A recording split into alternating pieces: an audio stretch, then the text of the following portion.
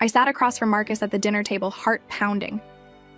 "I lost my job today," I lied softly just to see. His fork froze midair. Then he scoffed. "Of course you did. Useless." Useless? That word hit harder than I expected. "No, are you okay?" No hug. Just disgust. He pushed his plate aside. "I knew this would happen. I carry everything. What do you even contribute?" I wanted to scream. I just got promoted. I was finally earning more than him. But I stayed quiet. This wasn't just about the job. This was about him. About us. He stormed out, slamming the door behind him. And all I could think was, who did I marry? Do you think Marcus's reaction is normal? Comment below. Like, subscribe, and follow. The truth was, I hadn't lost my job. Quite the opposite, actually. Just 3 days before that dinner, I stood in my boss's office, trying to hide the shock on my face as she handed me a new contract and said, "You've earned this, Jasmine. Director of Operations. Effective immediately." I wanted to cry. I'd worked so hard. Late nights, early mornings, skipped vacations. I poured everything into that job, and it finally paid off. The salary bump was big, enough to shift the dynamic in our household. But as I held that contract, something tugged at me. I didn't feel excited. I felt afraid. Because I knew Marcus. I knew how much pride he took in being the man of the house. He was always comparing paychecks, always needing to feel like the provider, even though I'd quietly covered most of our expenses for years. So I didn't tell him. I told Tina first. She screamed and hugged me right there in the coffee shop. "You did it, Jazz," she laughed, almost tearing up. "You finally got what you deserve." I smiled, but it didn't reach my eyes. "I haven't told Marcus." Tina's face dropped. "Why not?" "Because I don't know how he'll take it. He's been weird lately." She tilted her head. "Weird how?" "Cold, distant, like he's keeping something from me, or like he's mad all the time and I don't even know what I did." I didn't say the rest. I didn't tell her about the way Marcus sometimes stared at me like I was in his way, or how his mother, Gloria, had stopped calling altogether. How Vanessa, Marcus's late brother's girlfriend, had suddenly moved in with Gloria and now spent more time at our house than she should. Something was shifting. I could feel it. And then came the night I heard them. It was after midnight. I had trouble sleeping lately, so I got up to make tea. As I passed by the slightly cracked kitchen door, I heard low voices. Gloria and Marcus. "I'm telling you, Marcus," Gloria hissed. "If she finds out anything now, the plan falls apart." "I know, Ma. I know. But I can't keep pretending much longer. She's acting suspicious." "Then act faster," Gloria snapped. "Vanessa is getting tired of waiting." I froze. Vanessa? Waiting for what?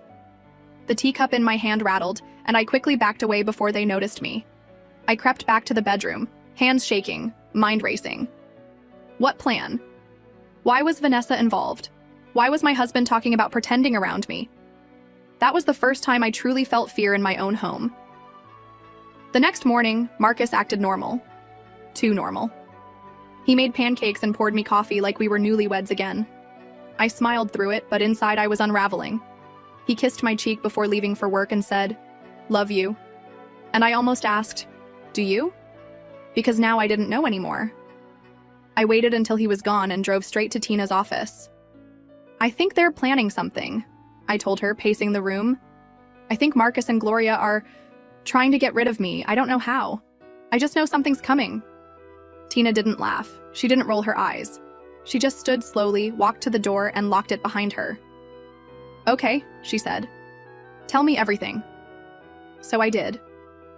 I told her about the fake firing test, about Marcus's cruel reaction, about my secret promotion, about the conversation I overheard, every detail, every knot in my stomach.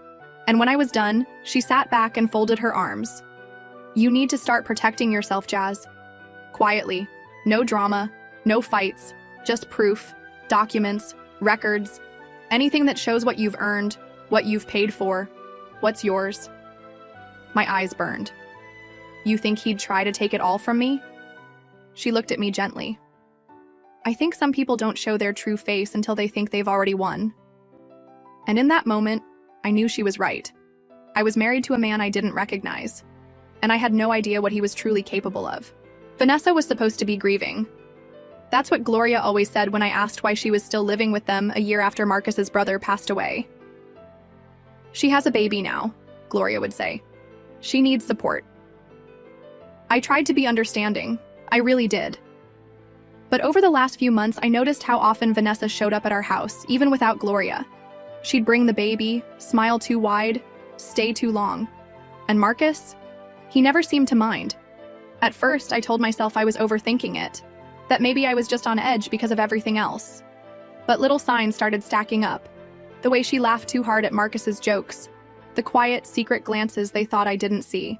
One night, I walked into the living room, and they were sitting too close on the couch, too close for a woman who was once his brother's girlfriend. They jumped apart like teenagers caught sneaking around. "Oh, hey, Jasmine," Vanessa said, smoothing her hair. "We were just talking about the baby's pediatrician." Marcus didn't even look at me. He grabbed his drink and walked out like nothing happened. That night, I couldn't sleep. I kept turning it over in my mind. Why was Vanessa always here? Why did Gloria act like she was already part of the family? And then, I found the envelope. It was late afternoon. Marcus was at work. I was in the guest room gathering old files. That room used to be empty, but lately it felt lived in, like someone had claimed it. The drawer in the bedside table stuck a little. I had to tug. Inside was a crumpled manila envelope with a small stack of papers. I didn't think much of it until I saw the name on the top. Paternity test results. My throat closed. My fingers trembled as I flipped the first page open. I wasn't even sure why I kept reading. Maybe I thought it was for Marcus's brother. Maybe I wanted to believe it had nothing to do with me. But there it was, printed in cold, black letters. Alleged father, Marcus Taylor. Probability of paternity, 99.9%. I sat down slowly on the edge of the bed. My husband, the father of Vanessa's baby? I couldn't breathe. I clutched the envelope against my chest and stared at the wall for what felt like hours. Everything I'd been feeling suddenly clicked into place. The odd tension, the sudden affection for Vanessa, Gloria's strange warnings, the conversations I wasn't meant to hear. This wasn't just about jealousy. It wasn't in my head.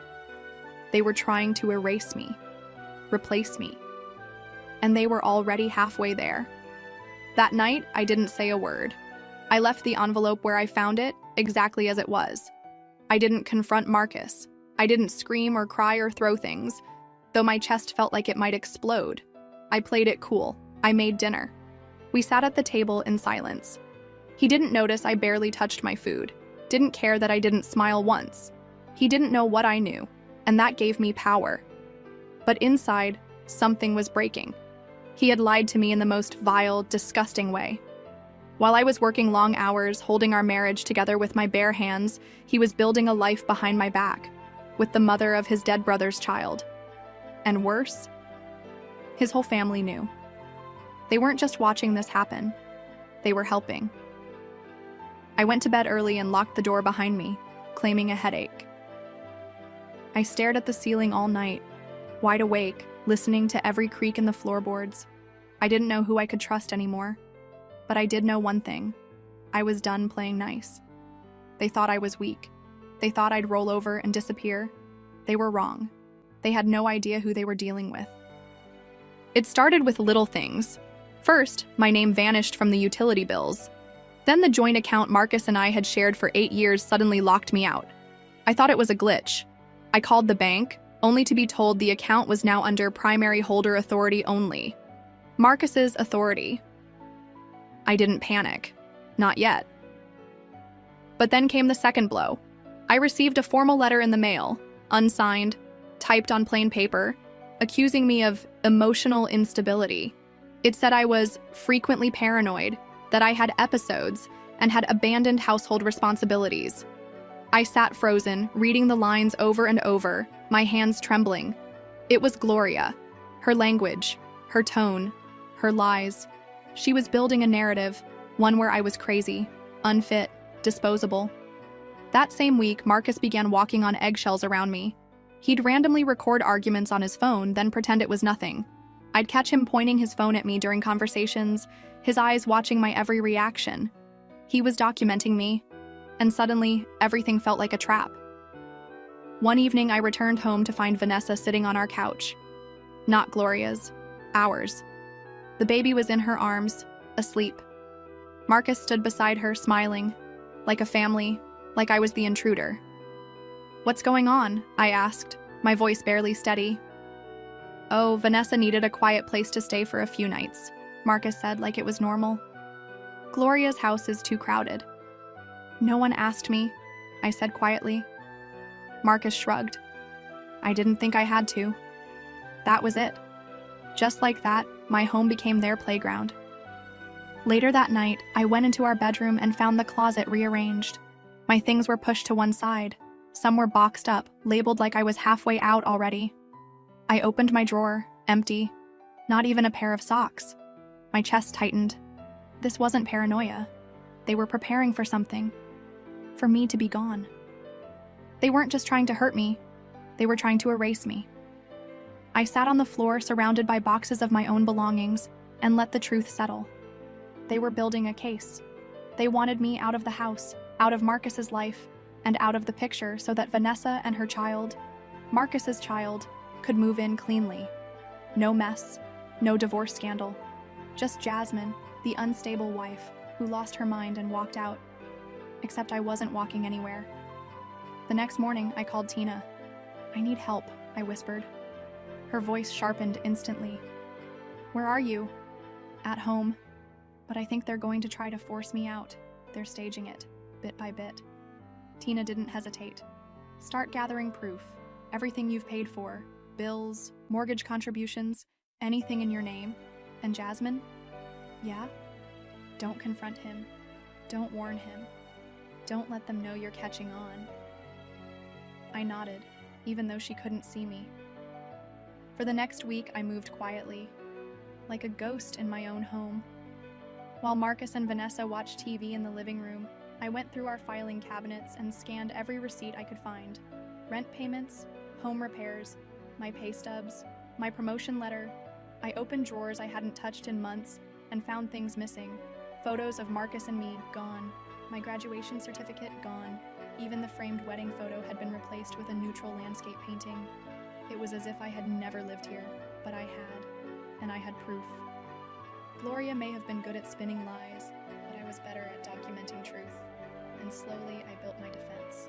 I kept a backup drive hidden in my car, saved every file on the cloud, took pictures of every drawer that used to hold my things. I was quiet, controlled, but inside, I was boiling. Because this wasn't just betrayal, it was calculated cruelty. They wanted me erased. Let them try. But I wasn't leaving without a fight. Every day I stayed in that house, I smiled less and planned more. Marcus thought I was backing down, that I was folding into myself, too weak to react. But I wasn't folding. I was focusing. Every word he said, every move he made, I stored in my memory like ammunition. And with Tina's help, I started turning that ammunition into a case. We met at her office every other day now. I'd walk in with folders, photos, and printouts, and she'd help me sort through them, organizing everything into digital files. She created a shared drive and labeled it, Jasmine Defense. "You're doing everything right," she said. "Stay quiet. Keep collecting. We're going to need solid, irrefutable proof." I didn't tell her everything, though. Not yet. Because there was something I hadn't shared with anyone. The cameras. It happened by accident. I was dusting the bookshelf in the bedroom when I noticed a black dot behind the plant. It was barely noticeable. Small, sleek, tucked between two books. I leaned closer. It blinked. A hidden camera. My stomach flipped. I checked the room. I found another tucked behind the curtain rod, one more behind the TV. And when I opened the utility closet, I saw the tiny blinking lights of a router I didn't recognize. He was recording me, monitoring me. For how long? I didn't cry. I didn't panic. I did what Tina told me. Document it. I took pictures, noted their positions, and kept my face neutral as I walked through the house the rest of the day. At night, I unplugged the devices when Marcus was asleep. I wasn't going to play dumb anymore. 2 days later, I showed everything to Tina. "Jesus," she muttered, flipping through the photos. "He's been building a surveillance file on you." I looked at her. "Can we use this against him?" She nodded. "Absolutely. It proves he was trying to frame you. And if we combine this with your financial records and the testimony about how you've been treated, this is bigger than we thought." We took the evidence to Mr. Langford, a family lawyer Tina trusted. He reviewed it all with the calmness of someone who'd seen worse, but I could tell even he was surprised. "He's trying to paint you unstable," Mr. Langford said, "while simultaneously deleting your presence from the home and preparing to file for divorce under favorable terms." "Can he do that?" I asked quietly. "Not if we get ahead of it," he replied. "With your documented proof, income records, payment history, footage of him planting cameras, you have a strong foundation. Now we need to protect your share of the assets and prepare for the storm." The storm. It was coming, and I could feel the pressure building every minute I stayed in that house. Back at home, Marcus acted like everything was fine. He brought me coffee in the morning now, smiled like we were in some kind of romantic phase. I took it, nodded, said thank you, pretended I didn't know what he'd been doing behind the walls. He was setting me up for a quick, clean exit. He wanted me to feel safe, right before he pulled the rug out. But I wasn't going anywhere. One night, while he was in the shower, I opened his locked desk drawer with a spare key I'd found hidden in his sock drawer. Inside were more papers, legal forms, drafts of a divorce petition, and a financial declaration, one that conveniently erased my income contributions completely. It made it look like I had never worked, never paid a bill, never existed financially. He'd even written a paragraph claiming I had mental health challenges that caused prolonged emotional strain on the marriage. I stared at the paper, my hands cold. This was how he was going to do it, shove me out with a lie. But now I had proof of that too. I scanned every document, returned them to the drawer, and walked away without a sound. He had his plan, but I had mine. And he was about to find out I wasn't just the quiet wife who smiled through betrayal. I was the storm. The first time I stepped into the courtroom, I felt like I couldn't breathe. The walls were cold, the air was still, and every eye in the room seemed to land on me as if I didn't belong there, as if I was already guilty of something. Marcus sat across from me in a sharp navy suit, arms relaxed, jaw clenched. Beside him was Gloria, smug and composed, like this was just a routine family event. And then there was Vanessa. Yes, she came too, sitting in the back row with the baby on her lap, pretending to be an innocent bystander. I didn't look at them. I kept my eyes forward. Because next to me sat Mr. Langford, calm, focused, and right in front of him was a folder filled with everything Marcus didn't want the court to see. "Let them talk first," Mr. Langford whispered. "They'll hang themselves." And that's exactly what they did. Marcus's lawyer stood and began painting a picture of me as unstable, financially dependent, and emotionally erratic. He referenced vague episodes and periods where Marcus feared for his safety. Gloria submitted a written testimony, claiming she had to intervene multiple times during our marriage to protect Marcus from my unpredictable moods. It was a performance, one they'd clearly rehearsed. But none of it prepared them for what came next. Mr. Langford stood slowly, straightened his jacket, and handed a packet of documents to the judge. "Your Honor," he began calmly, "these are pay stubs showing my client, Mrs. Jasmine Taylor, has been steadily employed for over 10 years, most recently promoted to Director of Operations with a salary that exceeded Mr. Taylor's by nearly 40%. Marcus shifted in his seat. "Here are bank statements showing she contributed 70% of all household bills, including the mortgage." Gloria leaned forward, squinting. "And here," Mr. Langford added, holding up a USB drive, "is video and photographic evidence that Mr. Taylor installed hidden surveillance devices in their shared bedroom, without Jasmine's consent." Gasps rippled through the room. The judge frowned. "Hidden surveillance?" "Yes, Your Honor," Langford said, handing over the drive. with full timestamps and footage showing not only the placement of cameras, but discussions between Mr. Taylor and Ms. Vanessa Cole, indicating a deliberate attempt to discredit my client's mental state in order to remove her from the home. Marcus opened his mouth, but his lawyer placed a hand on his arm. It was too late. Then came the final blow: financial records, scanned copies of the divorce drafts, and the altered statements Marcus had prepared, all designed to erase my contributions. All of it laid bare. The judge went silent for a long time. Then she looked at Marcus. "Mr. Taylor, are you aware that installing surveillance equipment in a shared marital bedroom without consent may be considered a violation of privacy under state law?" He stammered. I didn't mean... "And colluding with third parties to remove your spouse under false pretenses is not only unethical, it borders on fraudulent." Gloria's face drained of color. Vanessa stood up and quietly left the room, clutching the baby like a shield. I kept my hands folded in my lap. I didn't smile. I didn't cry. I just sat still as everything they built collapsed around them. When the judge made her ruling, it was swift. I would keep the house. My financial contributions were not only recognized, they were upheld. The judge also issued a temporary restraining order against any further contact from Gloria or Vanessa until the proceedings were finalized. Marcus looked at me like he was seeing a stranger, and maybe he was, because the woman who entered that courtroom wasn't the same one who quietly endured his insults, who tiptoed around his moods, who swallowed betrayal with silence. This version of me, she didn't flinch.